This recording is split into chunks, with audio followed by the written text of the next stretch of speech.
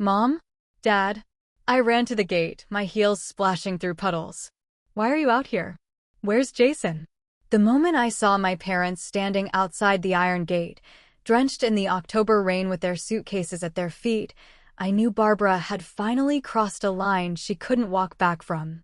My father was clutching his chest. My mother's lips were turning blue. And inside that house, the house they had helped pay for, my mother-in-law was raising a glass of champagne. If you're watching this, subscribe and tell me where you're watching from. Because what you're about to hear is how I turned humiliation at my parents' expense into the kind of revenge Barbara never saw coming. But let me take you back a little. My name is Emily Parker. I'm 40, an architect, and until that night, I believed I was doing the right thing, keeping peace in the family by swallowing my pride. But peace isn't silence. Peace isn't leaving the people who raised you shivering outside the home they helped you pay for. Peace is respect. And respect was the one thing Barbara, my mother-in-law, had never learned to give. It was supposed to be a good night. I'd come back from Philadelphia a day earlier than planned, eager to surprise my parents, Frank and Helen. They had sold their modest house in upstate New York, handed me a check for $150,000, and told me it was time we finally lived under one roof. The deal had been simple. The first floor was theirs. No stairs, no stress. A safe, warm place to grow old while Jason and I took care of them. But instead of the smell of my mother's cooking or my father's jokes waiting for me, I found them outside, their thin jackets plastered to their bodies, hair dripping, cheeks raw from the wind. My mother's lips were almost blue. My father gripped the handle of his suitcase so tight his knuckles had turned white. Mom? Dad? I ran to the gate, my heels splashing through puddles. Why are you out here? Where's Jason? They looked at me the way parents do when they're trying not to scare their child. My father even forced a smile. Maybe we pressed the wrong button. The code doesn't work anymore. The intercom, nothing. I pressed my key fob against the sensor. Nothing. I typed the code I'd used for years. A red light blinked, mocking me. And then I saw it, behind the curtains of the living room, golden fairy lights, balloons, silhouettes moving with glasses raised. Music, laughter, clinking dishes. A party. On the glass door, through the condensation, hung a giant gold number, 65. Barbara's birthday. My stomach dropped. Of course. But why were the gates locked? And why wasn't Jason answering his phone? I tried calling. Once. Twice. 3 times. Each time it went straight to voicemail. I texted, I'm at the house. My parents are outside. Where are you? The message showed delivered, but no reply. The rain was getting colder, sharper, like needles against my face. My mom pulled her scarf tighter, but her hands were trembling. My dad coughed, short and shallow. He'd had heart surgery only a year ago. Cold was dangerous for him. That was when I stopped thinking and started climbing. Emily, don't, my mom pleaded, reaching for my arm. Please call someone. But I was already gripping the cold metal bars, my palms slipping on the wet iron. The fence cut into my skin, but I pulled myself up, swung my leg over, and dropped onto the other side, scraping my hand open on the fall. The pain barely registered. The terrace door was locked. New lock. I tried the garage side door. Locked. Then I spotted it. A basement window cracked just enough for ventilation. I crouched, shoved it open, and slid through, tearing my jacket sleeve. I landed on the cold tile of the laundry room. Inside, it smelled like butter and champagne and someone else's perfume. Voices drifted from the kitchen, strangers, not family. My own home felt like a rented banquet hall. I pushed open the kitchen door. A young man in a bow tie, a hired caterer, jumped when he saw me, dripping wet, hair plastered to my face, blood streaking my hand. Ma'am, you can't be here. This is a private event, he stammered. This is my house, I said, my voice flat. Where's Jason? He froze, then glanced nervously toward the living room. I was told not to let anyone in. Mrs. Barbara's orders. My jaw tightened. Mrs. Barbara doesn't live here. I brushed past him, wiping blood from my palm onto my jeans, and stepped into the living room. The laughter died instantly. Music still played faintly, but the clink of glasses stopped. Dozens of eyes turned toward me, women in sequined dresses, men in polished suits, all seated around tables with white linens and golden centerpieces. And there she was. Barbara. She turned slowly, a crystal glass in hand, her hair perfectly set, a smile frozen on her lips. When she saw me, her expression hardened, slicing through the room like a knife. "Emily," she said, her voice smooth, practiced, almost amused. "What a surprise. Where did you crawl in from? You're soaking wet. We're celebrating here." My hands shook, not from the cold, but from rage. "My parents are outside," I said, each word sharp. "In the rain. In the cold. You locked them out." A murmur ran through the guests. Barbara didn't flinch. She sipped her champagne and set it down delicately. "This is a private event. Don't ruin it." Her words cut deeper than the wound on my hand.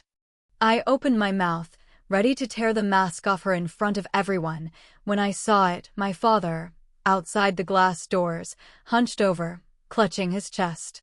"Dad!" I screamed, running back through the hall. Behind me, Barbara's voice floated, calm and dismissive. "They'll be fine. We're celebrating." My father's hand went his chest so suddenly I thought he'd dropped something. But then I saw his face. Pale. Strained. The same look I'd seen once before in the recovery room after his bypass surgery. "Dad?"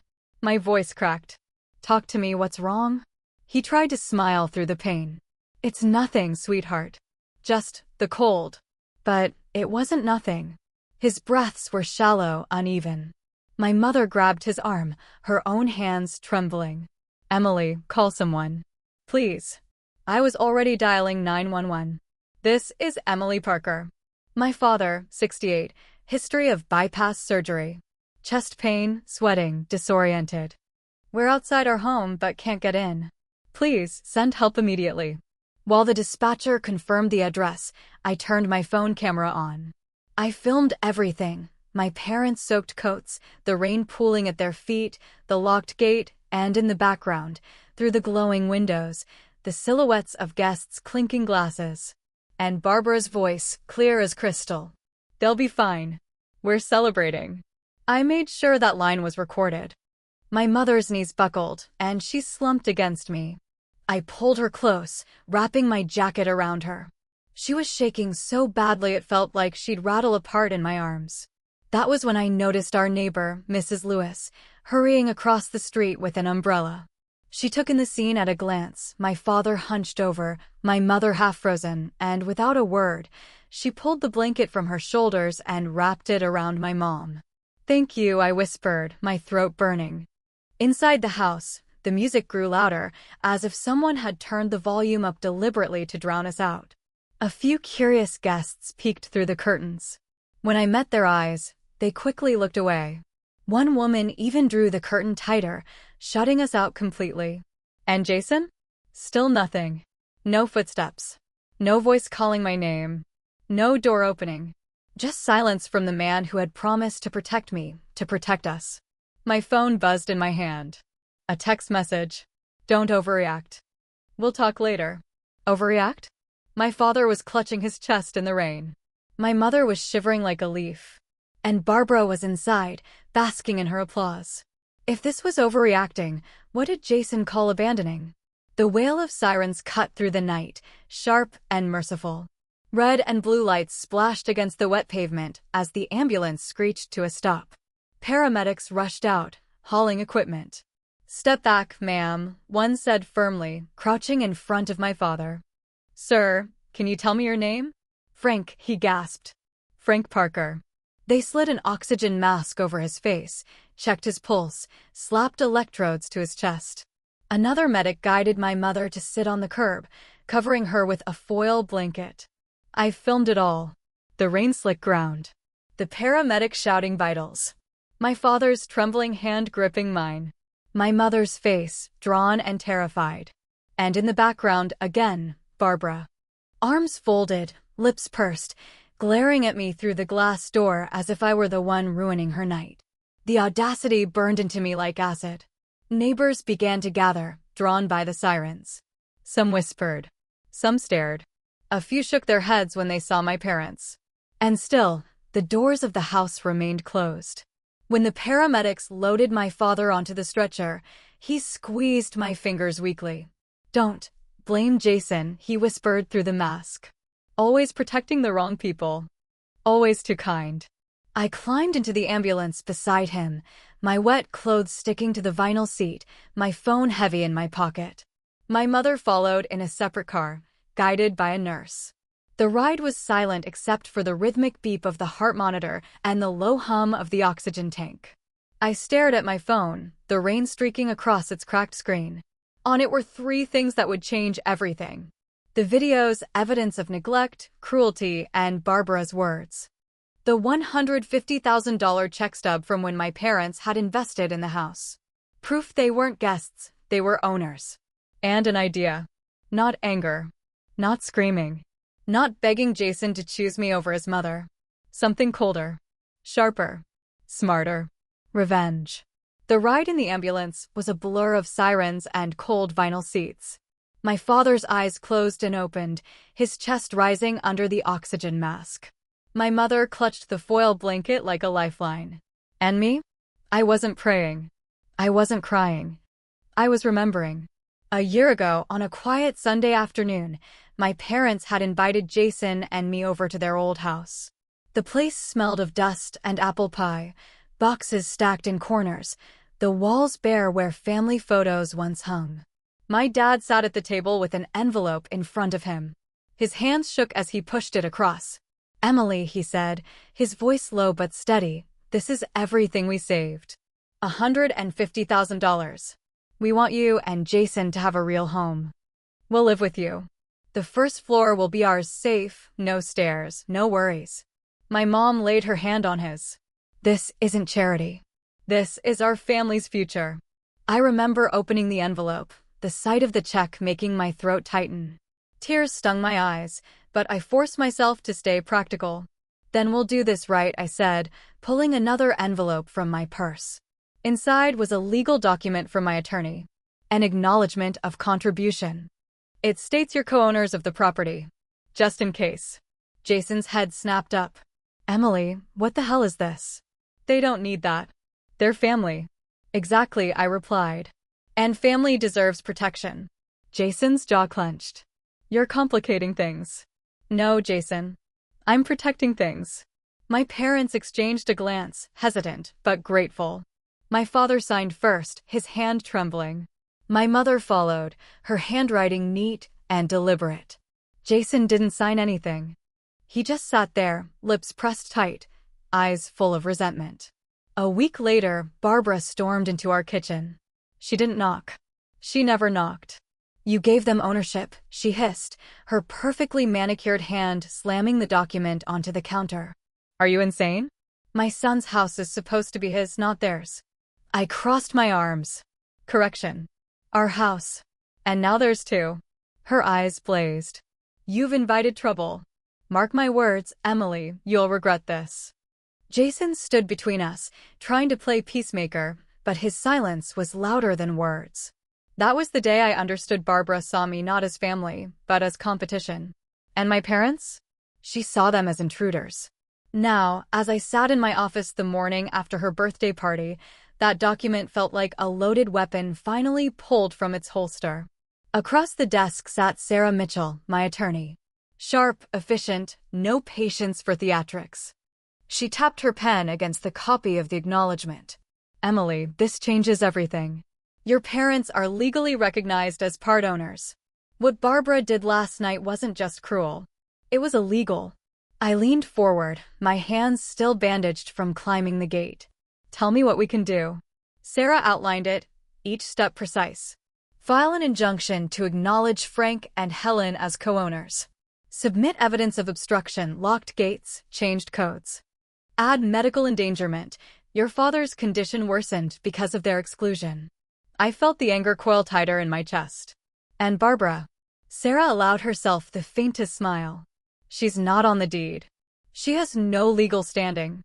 If she interferes again, we can request a restraining order. At this point, she's just a guest who overstayed her welcome. That evening, Jason finally came home, face pale, shoulders slumped. He held his phone like it weighed 100 pounds. "Emily," he said, voice trembling, "I just got a notification from the court." "What did you do?" I set my coffee down slowly, deliberately. "I protected my parents. And our home." He shoved the phone toward me. On the screen were the stark black letters. "Home under legal dispute.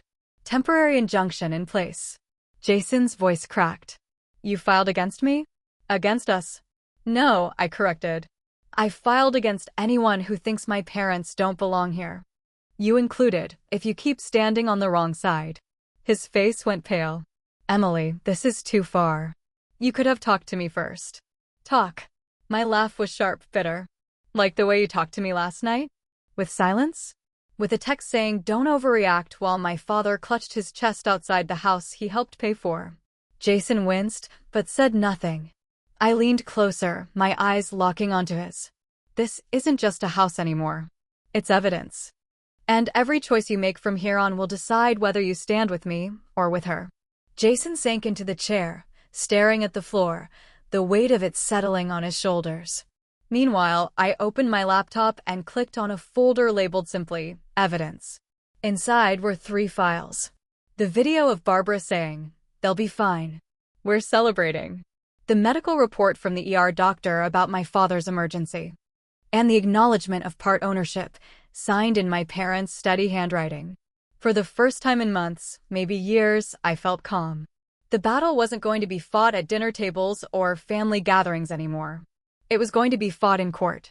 And this time, Barbara wasn't the queen of the party. She was just another guest, waiting to be shown the door.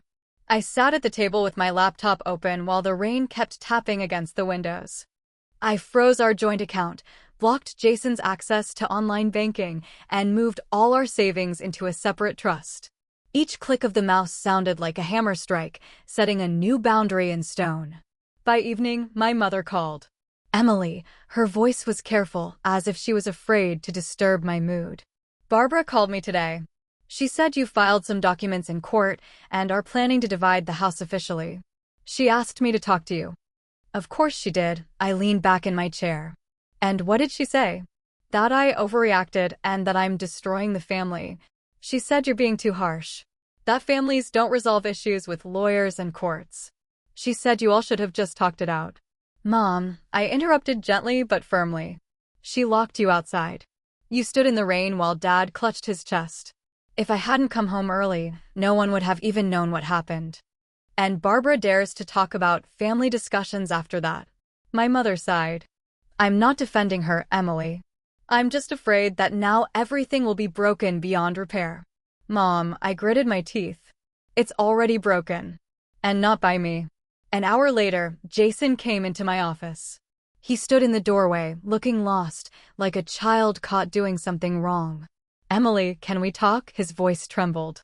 "We're talking." I didn't look up from the documents. "What do you want to say?" He stepped inside, running a hand through his hair. "Look, I know last night looked awful. I won't deny it was a mistake. But let's not turn one mistake into a war. We can just sit down, the 4 of us.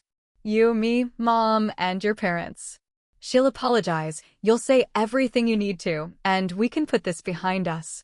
I slowly raised my eyes. "Put this behind us?" "Jason, my father sat on a bench with chest pains while your mother raised a champagne glass. I called you 3 times, and you stayed silent. The only thing I got from you was a text that said, 'Don't overreact.' And now you're calling that one mistake." He flinched but pressed on. "I was trying to keep the peace, to avoid a scene in front of the guests. I thought we'd sort everything out after the party." "After the party," I scoffed. "When my father was gone and my mother was in the hospital with pneumonia. Would that have been the right time to sort it out?" He stepped closer, speaking faster. "Emily, I know this has gone too far. But you can't put your mother above mine. That isn't fair." I stood abruptly, the chair scraping against the floor. "No, Jason. I'm not putting my mother above yours. I'm putting justice above lies. I'm putting my father's life above your mother's comfort. If that's what you call unfair, then yes, we really are on different sides." He went silent, eyes downcast. The next day, Barbara came herself. I heard her voice in the hallway even before I opened the door. "Emily, we need to talk." She entered without an invitation, as always. "You don't understand what you've done. Relatives are calling me nonstop, everyone's gossiping, and now it looks like I'm some kind of monster. Aren't you?" I crossed my arms. "You locked two elderly people outside on a cold night. And when my father clutched his chest, you said, 'They'll be fine. We're celebrating.' Those were your words, weren't they?" She lifted her chin. "I said that in frustration. You know how it is when the house is full of guests and everyone wants attention. I didn't think they'd actually freeze." "You didn't think?" I stepped closer. "And thinking isn't your responsibility when it comes to other people's lives?" Barbara rolled her eyes. "You're making a mountain out of a molehill. This could have been resolved calmly. But instead, you filed in court, froze accounts, painted me as a monster to the whole family. You turned family into a battlefield." "No, Barbara," I said coldly. "You turned family into a battlefield when you put a lock between my parents and their home. I just built a wall between you and us." Her brow furrowed. "You think the courts will help you? You think your papers are stronger than family?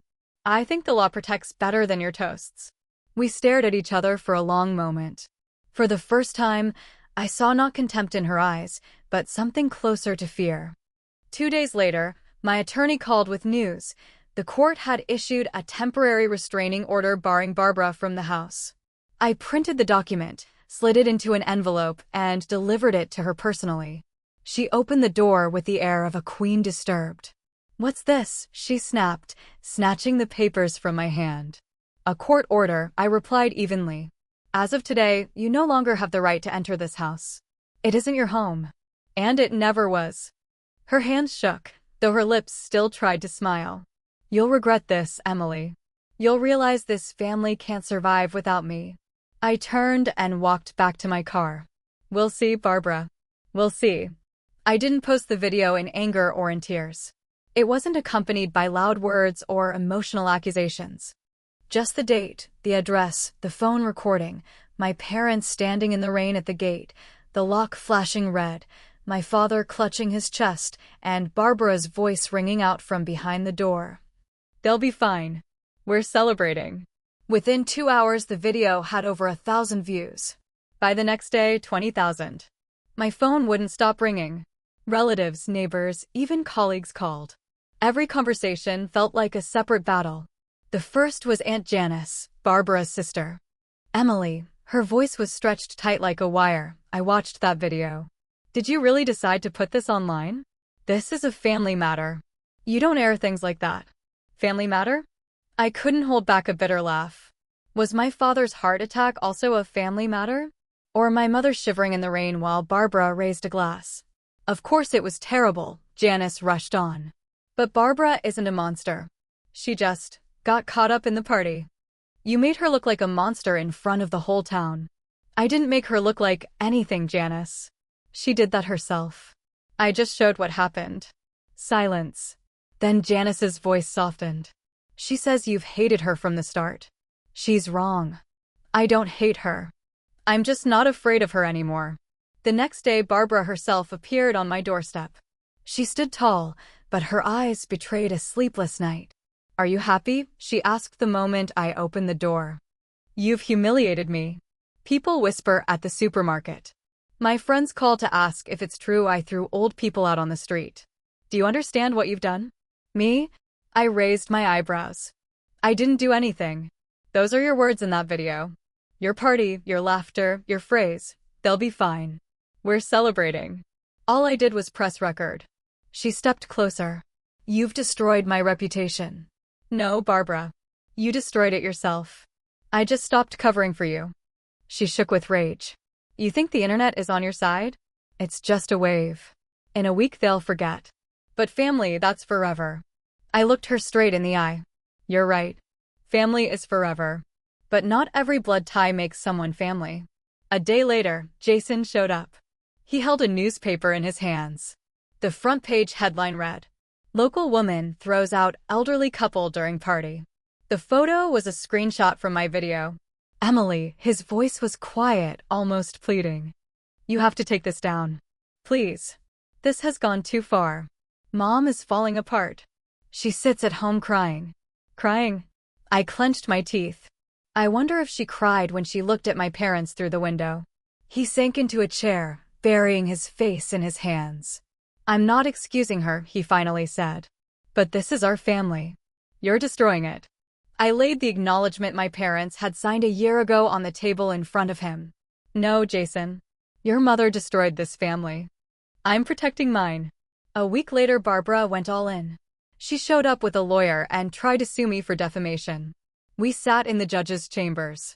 Your Honor, her lawyer spoke confidently, though I could see Barbara wringing her hands under the table. This video is taken out of context. It slanders a respected woman's reputation, and we demand its removal and compensation for moral damages. The judge slowly lifted his gaze. Out of context? He pressed a button and played the recording. I see an elderly man showing signs of a heart attack, a woman blue from cold, and a voice saying, "They'll be fine." We're celebrating. Explain to me in what context this is acceptable. Barbara opened her mouth but found no words. The judge switched off the recording. Case dismissed. When we left the courtroom, Barbara leaned close to me. You won a little battle, she hissed. But the war isn't over. I smiled, cold and steady. You're wrong. The war is already over. You just didn't notice you'd lost.